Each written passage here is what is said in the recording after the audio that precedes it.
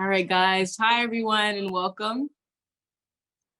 If everyone could put their name in there where they are from in the chat, that would be great. Thank you. And I'm going to go ahead. So welcome everyone to our community conversations. I'm Francisco. Hi, guys. I'm Fumi, and we are learning artists at Roxbury Youth Programs, which is a history and social justice program for teens based at the Urban Ministry. And today we will be discussing upon policing in schools. Policing in schools. Police brutality has been around for most of America's history, and police have also been present in schools. And as students, we may feel threatened because of all that's happened. And ultimately, we believe this discussion is very important in our community.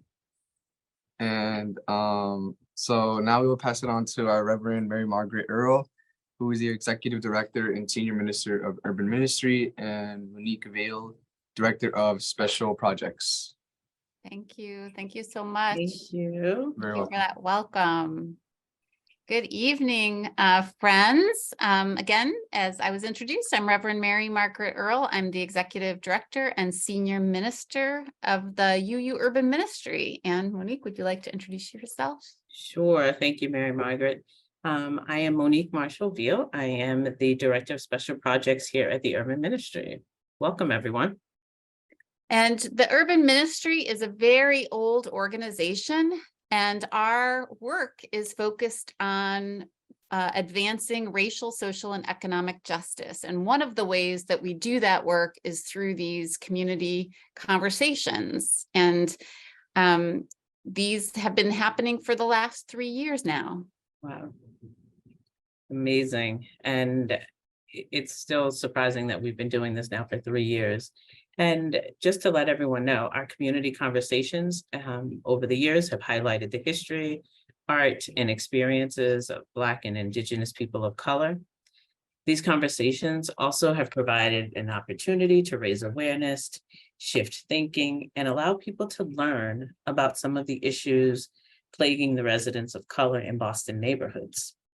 These conversations also have provided information on how to support the organizations in the work to help people of color.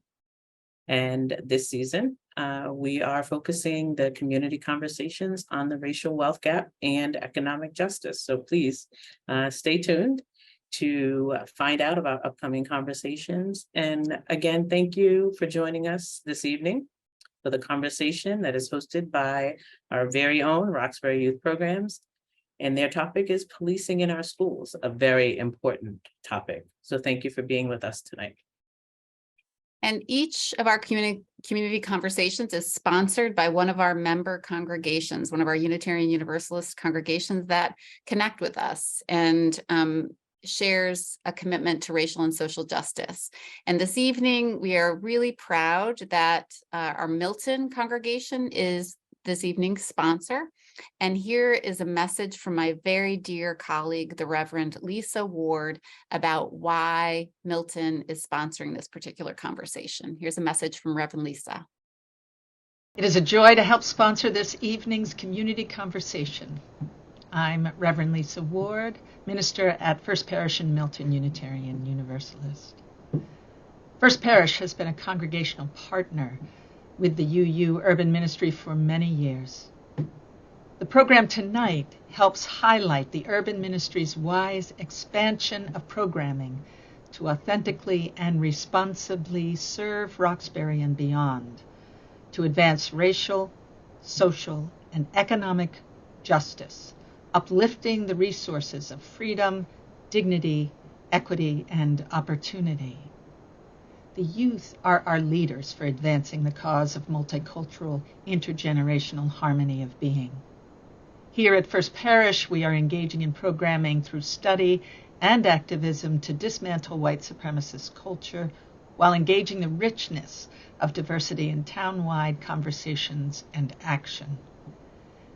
The UU Urban Ministry has served as mentor, justice coach, and advocate all these years in this important work. Keep on keeping on, and thank you. Thanks so much to Reverend Lisa for that wonderful message. And I am so excited to step back this evening. Me and my Yes. colleague, Monique, we usually moderate these. And this is the second year of what we hope will be a longstanding tradition where the young people just take this community conversation over. And I'm really eager to sit back and learn from them this evening. So excited to watch this unfold. You all are amazing. And thank you. All right, so we're turning it over to the young people, and we'll see everybody from the watch party that we have down the hallway with all the other young people. We're going to go join them and tune in to learn from the youth about policing in schools and its impact on them. Very important.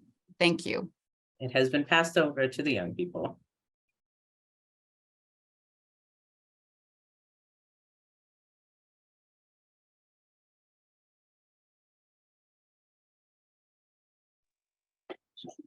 Hello, everyone. I'm Sophia, and I'm a sophomore in high school. Hi, I'm Sabrina. I'm a sophomore. My name is Sarah Simone. I'm also a sophomore in high school. I really wanted to thank Mary Margaret and Monique for the amazing introduction. And to start off with the community conversation on policing in schools, we want to do a little fun icebreaker. And so y'all will see a poll appear in your screens. So please, if y'all could please answer it. So the question is, what is your favorite pizza topping? Sabrina, what's your favorite? My favorite pizza topping, I just like plain cheese with pineapples on it. Oh.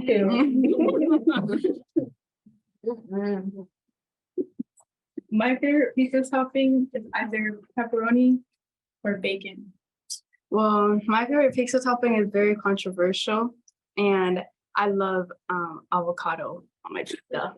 Oh. Yeah, very crazy. So different. Yeah, really different. So the majority like veggie on their pizza. That's interesting. Yeah, really healthy. Sausage and onion. That sounds good. That's good. That sounds really good. Yeah. So, please, if y'all could please continue, the poll, are those the final answers? Yeah, that's it. Okay. Thank you so much. On your screen, you'll also see a poll asking the second question. If you could go ahead and look. The question asks, what year was the Gun-Free School Act established in Massachusetts? So some time to answer that.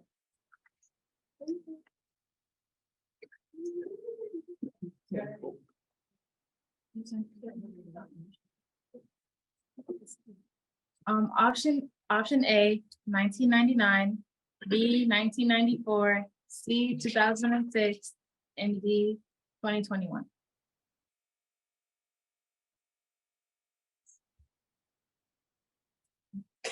What do you guys think? When do y'all think it was established? 06. 06? Yeah. What is it?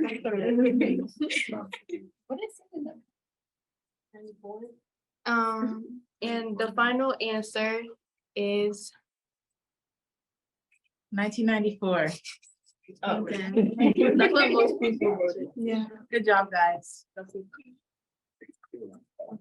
Did everyone get their answers in? Yeah, everyone did get their answers in. So,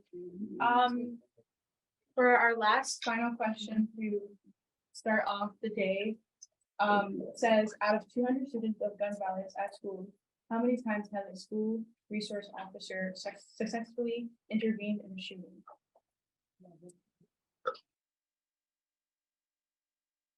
Oh, the answer choices 200, 132, 1, or 2.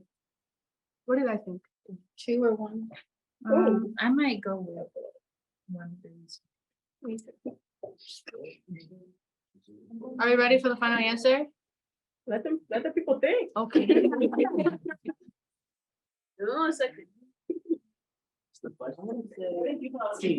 What, yeah, what do y'all think? I think it's 1. I said 1 or 2. Yeah. They don't different. So the correct answer is actually 2. Hey. Yeah. And I just feel like that's crazy. That's crazy. That's so sad. So, well, there's one more question actually. And the question is, which communities are most likely to have police in schools?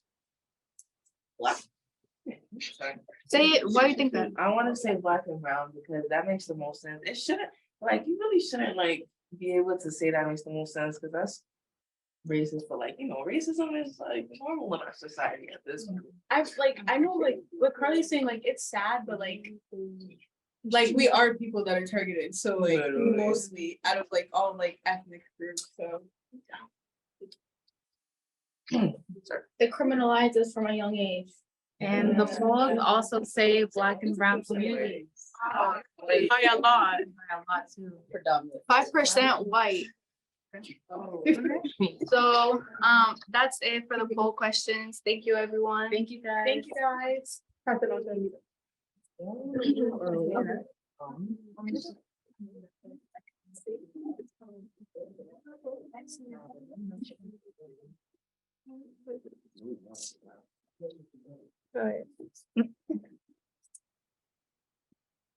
Hi, I'm Hamida. It's my first year at Roxbury Youth Programs. And today our conversation will include a very special guest, which is Youth Purpose and Partnership, a program of children's services in Roxbury. And we've been partnering with CSR for since the fall. YPP activates young people of color ages 14 to 18 to be change agents in their communities. As we've been mentioning, we chose the topic of policing in schools and how police brutality affects young people in Boston. On a national and local level, police brutality affects the mental health of young people of color, which contributes to the racial wealth gap when those youths become adults. Now I'll pass it on to our moderators, Jesse and Elisa, who created questions for the full group.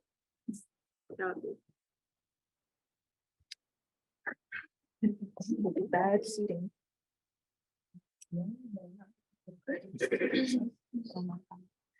Hi, my name is Elisa. My name is Jesse. This is both our first years at Roxbury Youth Programs. programs. And we have a couple questions, a couple community questions that will all be answered. So our first question is, how has the Black Lives Matter movement brought attention to police brutality? Does anyone want to answer the discussion table? Hamida, you want to answer? We'll bring this to Hamida.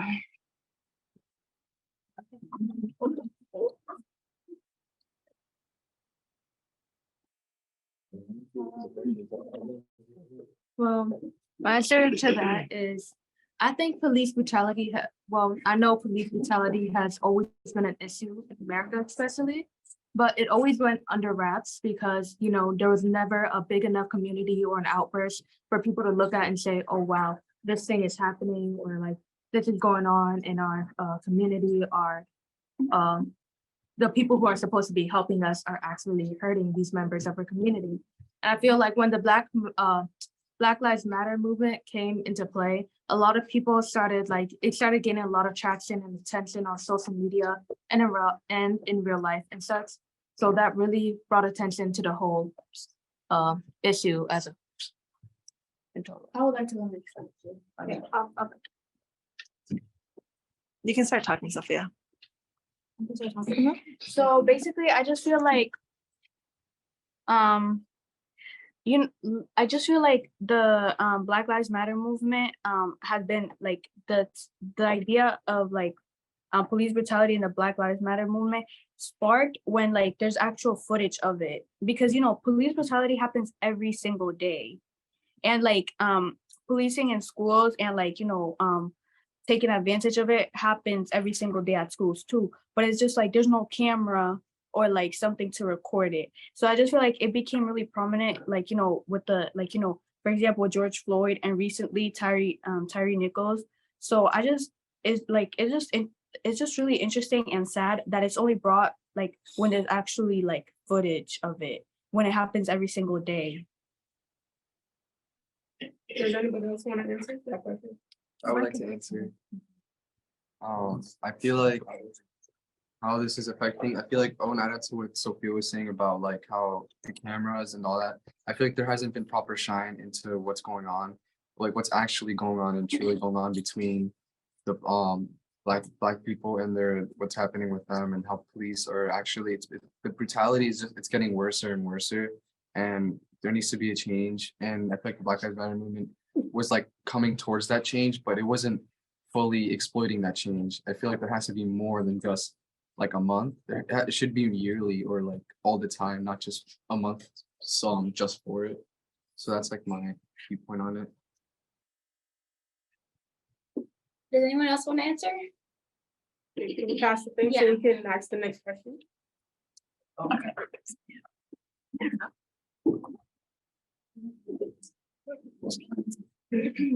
How does policing affect the mental health of young people, especially young people of color? You want to answer? Do our friends at CSR want to answer? Okay. What's the question? Go ahead. You go first. I think that's a very serious problem because, you know, police brutality, like being against minorities and things like that, like the Black people. So I think like it's just bound to happen. Like if a Black person get pulled over or something, like police always look at them like with a different mindset when they look at a white person. So I think, yeah, that's a very serious problem. Yeah, I feel like I agree with Nate. I feel like obviously it's a serious problem because targeting this can really traumatize kids at a young age, and it can lead to trauma throughout other people. And I feel like this is important because it can carry out throughout their adulthood or for the rest of their lives. Does anybody else want to answer? She wasn't. No. So pass it on. You want to answer tonight or anyone else? Hamida, then Fumi. What I was gonna say is that there's much higher rates of police brutality and areas of poverty in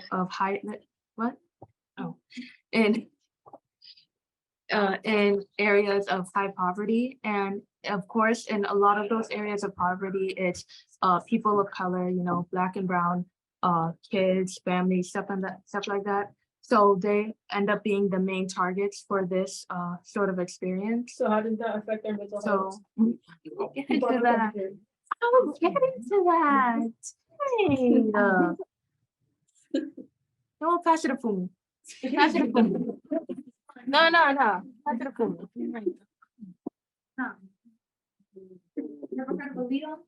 Hello. Okay, so I feel like when Black people already have like the expectation that like they have this mindset that like if they are to get pulled over by police, like something bad could happen, it really affects their mental health because they grew up just with that mindset and like a bad relationship with the police, when people like view the police as people who are supposed to protect you. And like I feel like for a whole group of people to have that type of mindset towards the police is just like, it's really sad. And I feel like it just like, it really is detrimental to like Black people's mental health because we feel like we don't have a system that protects us and we're constantly in danger and no one is there to help us. So yeah. So adding on to what Fumi was saying, I feel like when it comes to the aspect of mental health, it's really important to value like how we perceive ourselves. So if someone is constantly reminding you like, oh yeah, like if you get pulled over, or like if someone looks at you like a certain way, or like if there's like any aspect of like you being in danger, it's just like it just ruins your how do you call it? It like you ruin the way you perceive yourself, because you can never see yourself as something good, because people are constantly reminding you that like in this world like you're not. So in my opinion, I feel like this world was not built for minorities, but it was built by minorities, which is actually really crazy because they're like, in my opinion, they're like the foundation of everything. They're the ones that there's the ones that planted the the basis of the country, and we're not valued, and we're simply not valued, and it's really sad, just a constant reminder that you're not supposed to be here, even though this world was built by the minorities. And So can we, Carly wants to say.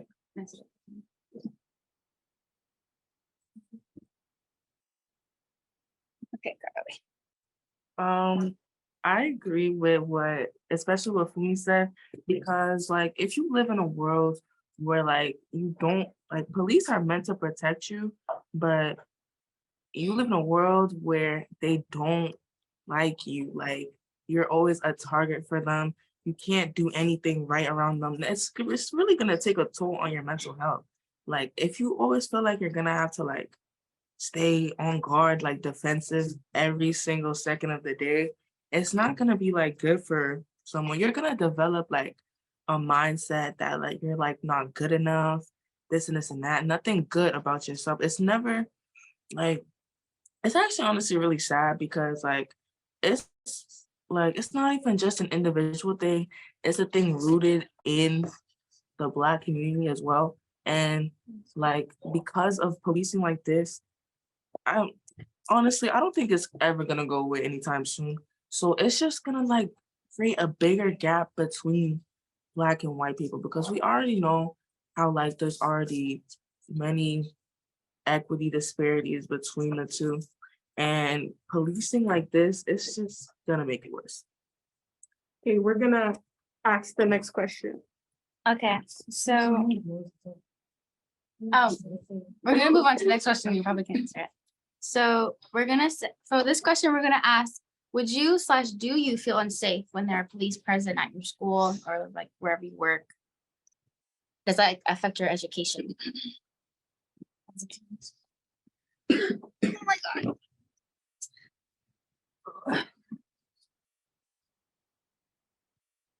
For me personally, I feel like my school, there's a lot of easy access to my school.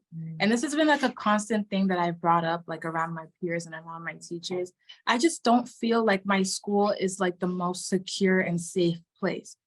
And keep in mind that we only have one police officer with the with the several buildings that we have in our school.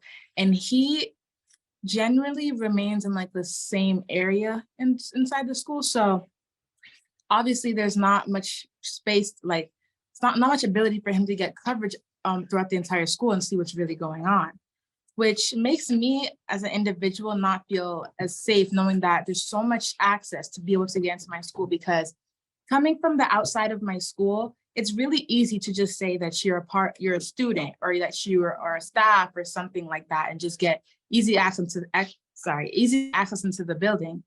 And I don't know, going to school like that, knowing that anything can happen, and that there's the police officer that was assigned to work at my school or chose to work at my school isn't necessarily making me feel like I'm supposed to be safe.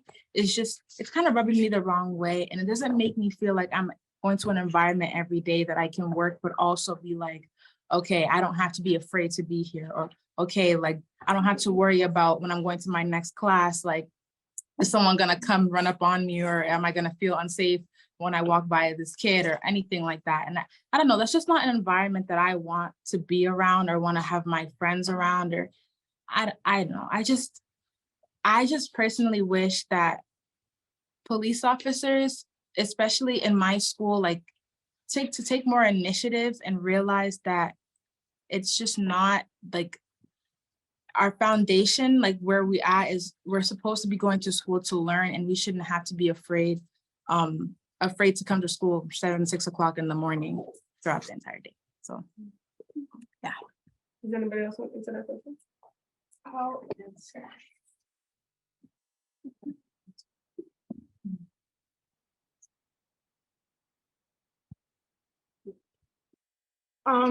At the moment at my school, there's not really like a security guard. There was one, but I really don't know the situation on that. But like my school is full of glass, completely full of glass. So it's just like there's like I don't know how to explain it. It's just a lot going on. And there's like if somebody wanted to walk in freely, they could walk in freely. That's just how free and open excuse me, my school is. It's big. There's a lot of students. There's doors every corner from the outside to the inside.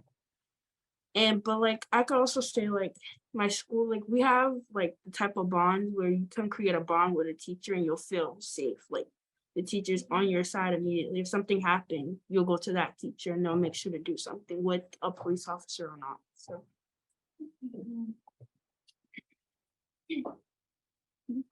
I don't know. I feel like, I don't know, personally, me at the moment, I don't necessarily, it's not that I don't necessarily feel safe with like police in our schools or like not, but I think that like if we want to have police like in schools, we have to like make sure like, I think other people were touching on this, but the fact that like you can't like abuse your power because like I think the whole like idea of why it's scary is because whatever they say is what like happens. And like many people were saying that they're supposed to be seen as like a protector, but if you're allowed to like use your authority, you're allowed to say whatever you want and like whatever the police says it goes. So anything like is like kind of like held against us, which I don't like. So I feel like if we establish the idea that like yes, police are there to protect us, but at the same time we're both people too, and we have that like idea of like respect, I feel like then like police should be like in our schools. But if it's not like that, I wouldn't want police in our schools. I saw Joy, then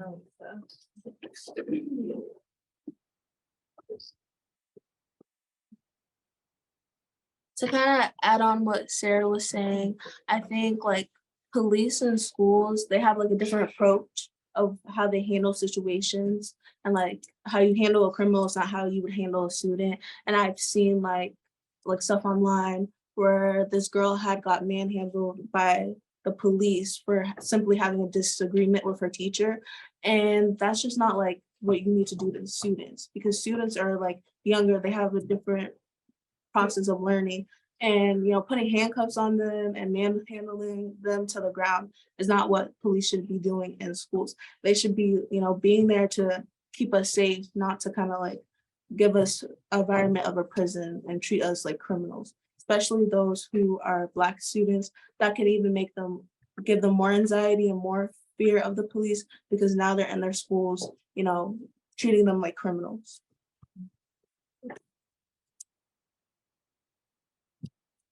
To touch on what Joy said, I remember in the 6th grade when my brother was in the 6th grade, at the Timothy, they had a police officer and they literally threatened to put him in handcuffs for like, I don't know, some like kid behavior thing that like any middle schooler would do that's misbehaved.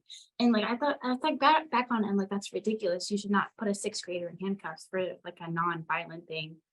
And like it's just touches back on like over policing, like you're like conditioning these kids to get used to being in prison, to getting used to being criminalized, and like it's just not okay. Yeah, I can see why people are scared to have police officers in school, because you go online and you see another minority dead by an officer. So of course, when you go into school, you see a police officer, you're gonna automatically feel threatened. That's how I feel. Last thing. Yeah. Last thing. The next question. Oh, okay.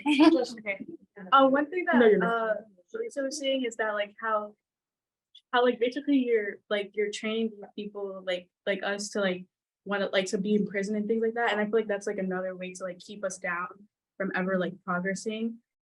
And I also feel like what they were saying about putting people like in handcuffs, like you putting like a child in like handcuffs doesn't like fix like the actions that they did wrong. And like it's not like you're not going anywhere with that. And in a way, it's just telling them like to just like basically what we were talking about in previous questions, that the way that they treat us, like we just associate them with negative like connotations, which allows us to be more scared of them. But like there's no mutual like respect, things like that. So yes. Next question. Okay. How does policing in schools contribute to the racial wealth gap in the US? Do you feel it necessary? That was not the last part was not part of the question. I'm ready. Who wants to answer? Yeah, I'll repeat it. How does policing in schools contribute to the racial wealth gap in the US?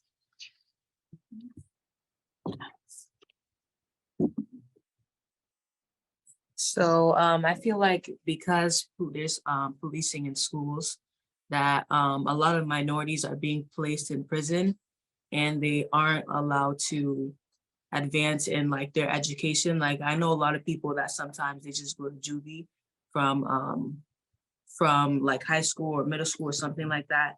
And from there, they don't even feel like coming back to school and earning their education and just doing like more academic things to further themselves. And I feel like just because of that, they don't feel like they're able to do anything. They don't feel like they're competent. And from there, they don't get the resources that other people do, like other people that are not minorities. And I feel like that just furthers the wealth gap because people who aren't minorities are able to advance in society while people who are minorities are going down. And yeah, it's just really sad because like policing in schools should never have to condition people of color to just feel like they're already in prison and like that there already has to be mishandled by the police.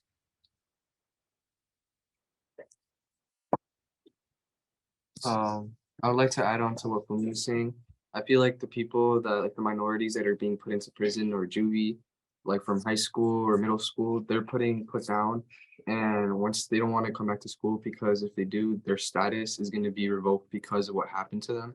And I feel like they feel traumatized from what happened to them by going to juvie. And like if they go back to school, they may not be able to make friends anymore because they're going to be seen as someone who's like a criminal or someone who is incapable of learning at the same capacity as the other minorities. So I feel like it's like just very threatening, and it does significantly have an impact on the wealth gap.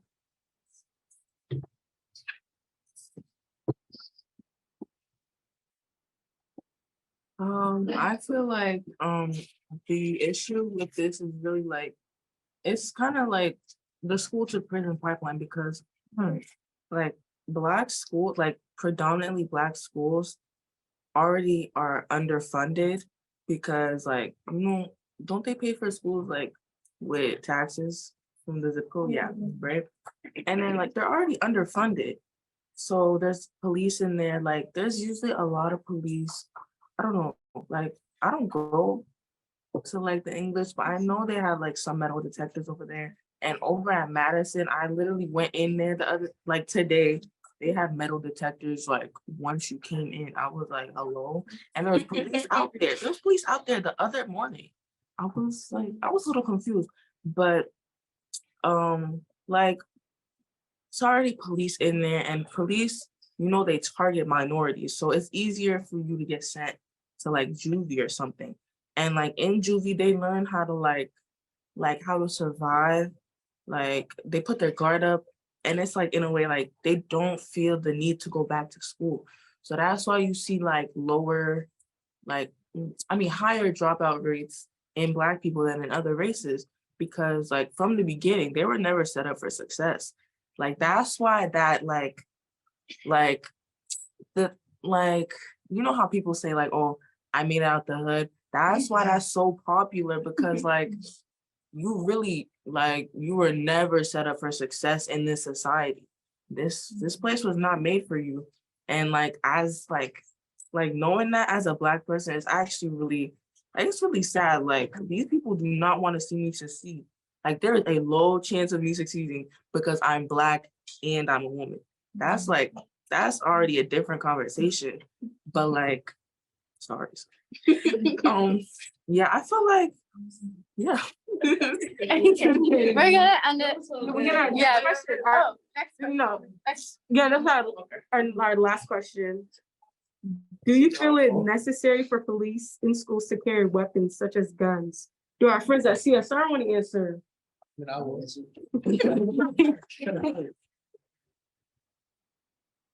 I don't feel like it's really necessary for guns in school for the police officers, because it could like intimidate kids and things like that, and black kids. But there's also need for safety. Like if someone wants to like break into the school, it's good for them to have a weapon. Yeah, I agree with when they said kids might feel intimidated by officers having guns at their school. I remember there was a similar topic to this when it was like, should teachers carry guns? Should teachers carry guns for like specific classrooms or something like that? And I think a lot of people disagreed with that as well, because although school shootings are a bad thing, but I don't feel like they're too common to carry guns. But I feel like, I don't know, that's just, yeah.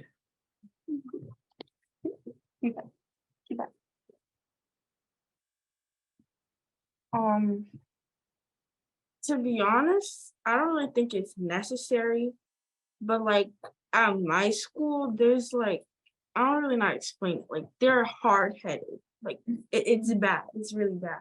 So like, I really want to say, me personally, I wouldn't really say that the kids at my school will be intimidated by it, because it's like there's times where they brought stuff like that into school. So it's just like a police officer bringing that into school is like, they really care. But like, what other schools, I could say they probably would, because it's totally different. What about like like a non-lethal weapon, not one that doesn't kill the kid? Like a taser. Like a taser or a baton. Would you feel that's better? Like I don't really, to be honest, I don't really know, because like it's a hard topic to touch on, because it's like in some situations kids might not feel intimidated by it just by the way they are, but like some students might feel intimidated by it. Like it's an iffy, like half and half situation. I feel I don't know. I just feel like, I don't know. I feel like in terms of like, I feel like it's what some of the other people were saying, that you should have it just because like if other people from the outside is trying to like hurt the school. But I think in a way that you can allow like kids to feel like that they're safe is by telling them that you're not going to use it like on them, or you're not going to take it out, like so that they understand that yes, like you have this for protection, but like if anything that I do, it's not going to be held against me, and like, you know, like things like that. So creating like that like idea of like I guess like respect before, like would make, I feel like it make people more comfortable. Yeah, like they have it for the students' protection, Yeah, not for the. but not for like Yeah. it to be pulled out on them. They should not be using the gun. Exactly.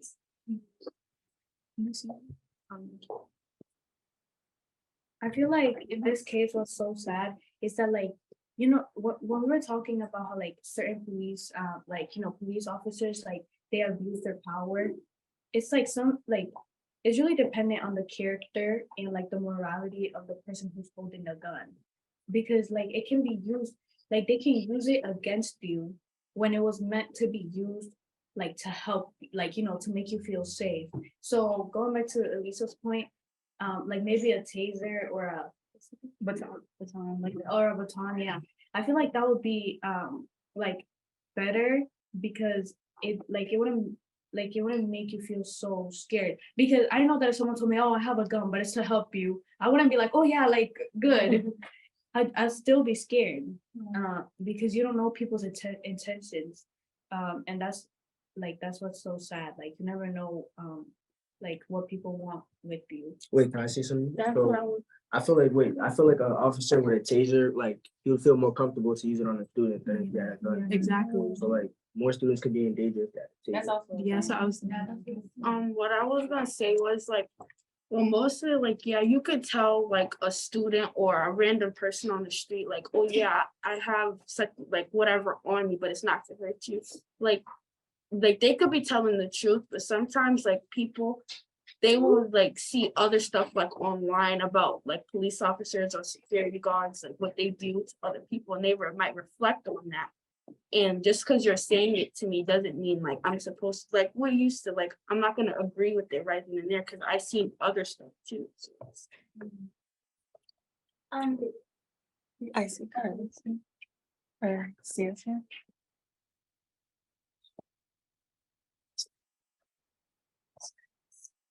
I wanted to point out one thing Tariq said earlier in the program, how Boston Public Schools tracks if students are gang affiliated or not.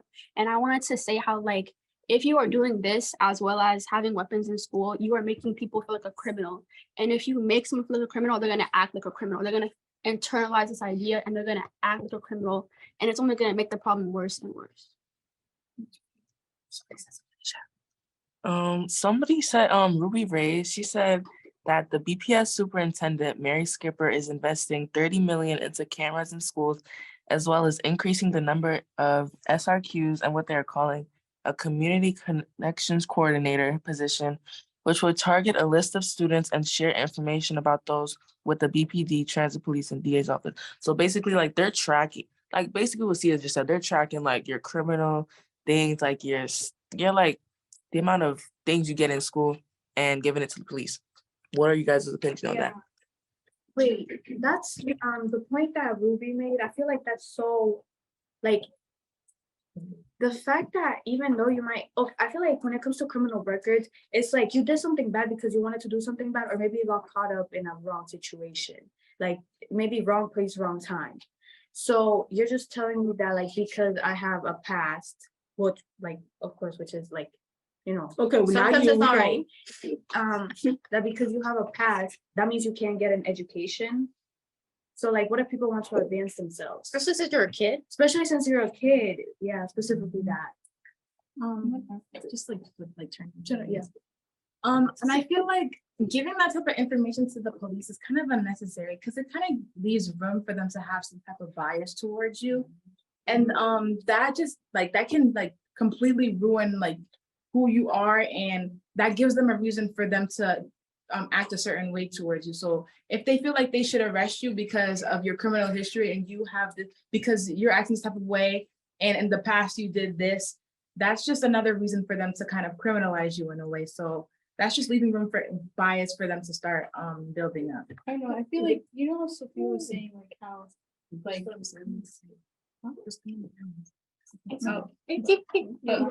Yeah, okay. So you know how Sophia was saying like the fact that just because of like your history, you're allowing like people to know how to get education.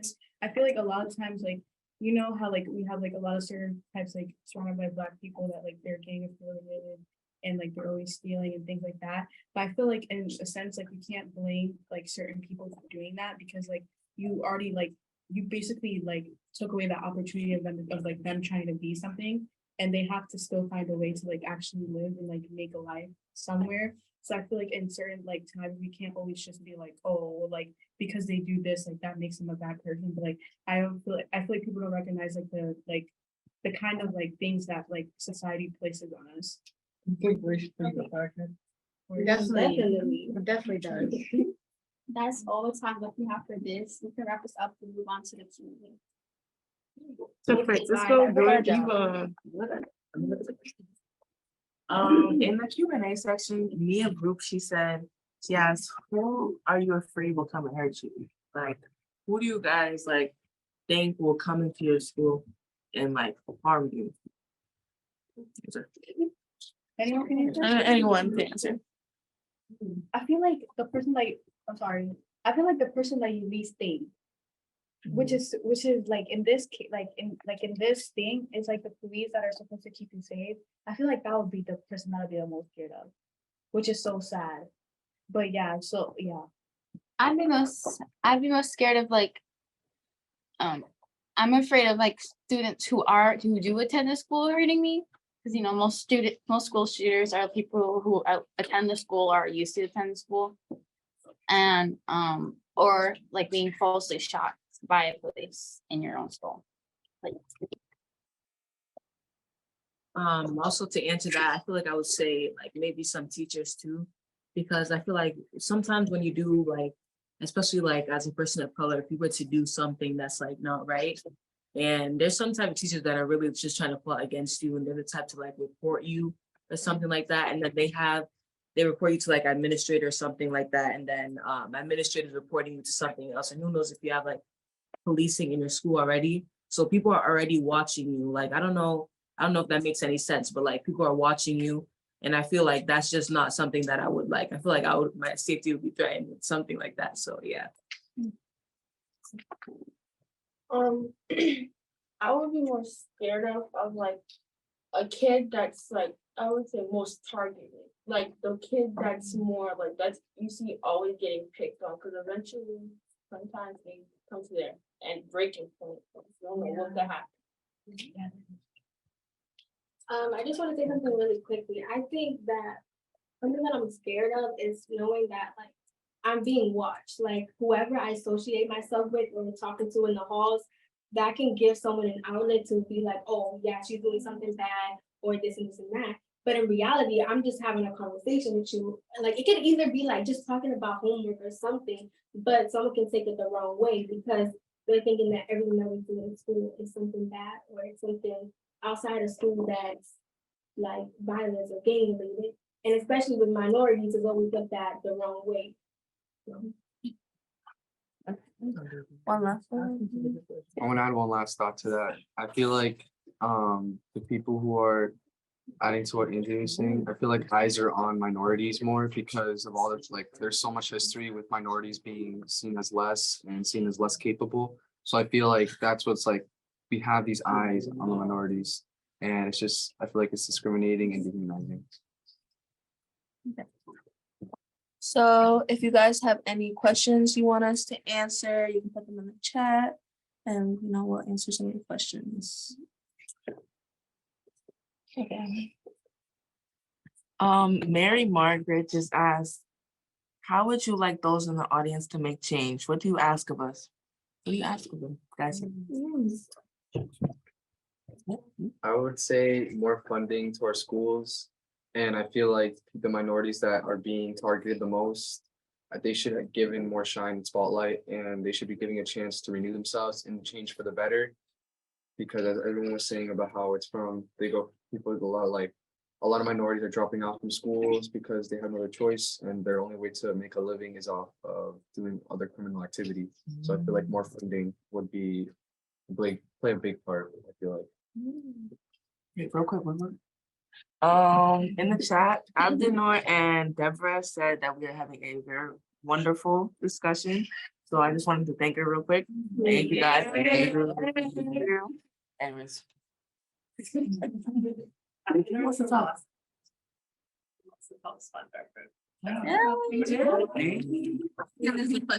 Oh, there's another question? Yes. Oh, okay. There's a question. It says, you'll be voting soon, if you're not now. What's your opinion about police officers being in the polling places? That's a good question. That's a good question. I feel like it can be a bit like biased because a lot of police officers have this like they kind of have like a gang mentality if you kind of think about it. Like they like police officers will do like horrible illegal stuff and like the other police officers can't do anything, they can't rat out and like they can't like tattletale on their other fellow police officers. So say like other police officers have like let's say like conservative views and views that are against our own that would better us and better our qualities of lives. Those other police officers are going to gain up and they're going to vote against us. And necessarily they're going to vote against our rights. And I feel like everyone should vote, but this is something to think about. I feel like when you're voting, you shouldn't feel threatened. So I don't know why they're there. Oh. Especially when it's something that's supposed to be for us and by us. So just a feeling, I feel like when you go into a place and you see police, you're like, okay, like let me raise my guard. Yeah, let me act where So but when there's nothing, it's just like you just feel more like sometimes you feel more comfortable. And even sometimes, which is also really sad, you feel safer. Because they're not giving it that like overpowering, like, yeah, you're being watched. We had another. Oh, sorry. Okay, we have another question. It is, do you have ideas about how to make a school safe and safe environment in school that doesn't include police presence?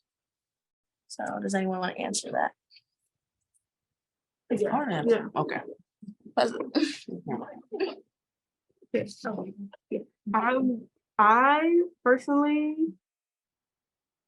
even if police weren't there, if you have like security cameras, since my school has a lot of buildings, if you have locks on the doors, people at the doors watching, I feel like just enough security in general, like not security and people with police officers, securing the building, like reinforcing the building. We shouldn't have no problems with people getting in. Like, I don't know. We shouldn't have some. Okay,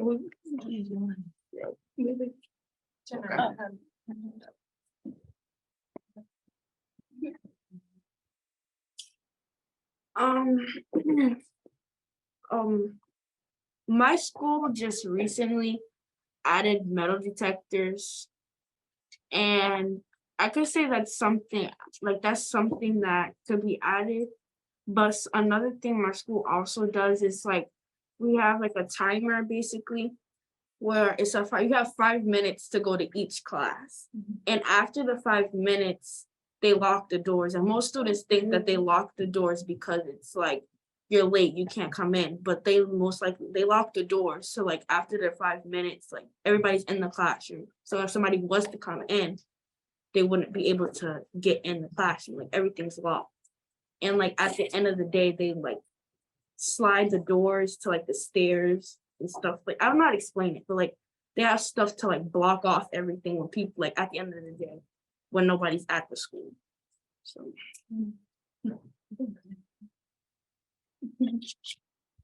I feel like that's a good idea. We'll do it. You gotta get to class. I feel like at my school, there's like one security guard and he stays in the same place the whole day. So not even like another security guard. I just want like more hall monitors because our school is literally like connected to Madison. And I just walk in there and they just let me. They dangerous. Like I walk in, like there's little security. Like they ask me if I'm an OB student, I just say yes. Like they don't even check my ID or nothing. They need more security measures because there was this one time Madison student came into our 5th building and literally fought an O'Brien student. And sorry. But I feel like there needs to be like a more hall monitors or something because like they're sending out emails about security and stuff, but you're not trying. They're not like there's another question. Oh, She's gonna say it. Okay. Do you think the curriculum of your school includes enough Black history and culture? All right. Oh, a lot of answers. Okay. On this, like, I really don't think we talk about like our culture like really like at all. And even when we do, it's probably like Black History Month, but like it's like the same people all over. So like, it doesn't allow us to learn anything. And also like none of like what we like, even if we are learning about like Black culture, none of it relates to like the now, like right now. So like kids like aren't able to like connect with their roots and things like that. I feel like when it comes to Black history, it's like, yeah, in Black History Month, yes, Black history this, but like Sarah said, they always bring up Martin Luther King, Rosa Parks, and stuff like that. But it's also like, how can you incorporate what you're teaching us into our lives or into our learning curriculum? And just like Black History Month being February, the shortest month, shows like a lot about how after Black History Month, it's just like everything goes back to normal. And like they don't bring it up again. Like a trend. Yeah, like a trend, exactly. I feel like it's like just giving us the short month of like a ways to just like touch That's the only time we have. Wrap it up. Yeah, So. One last.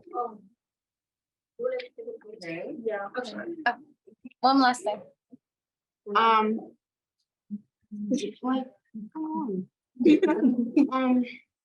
I could say that my school, I don't want to keep saying my school, and y'all don't know what school I go to. I go to Dearborn.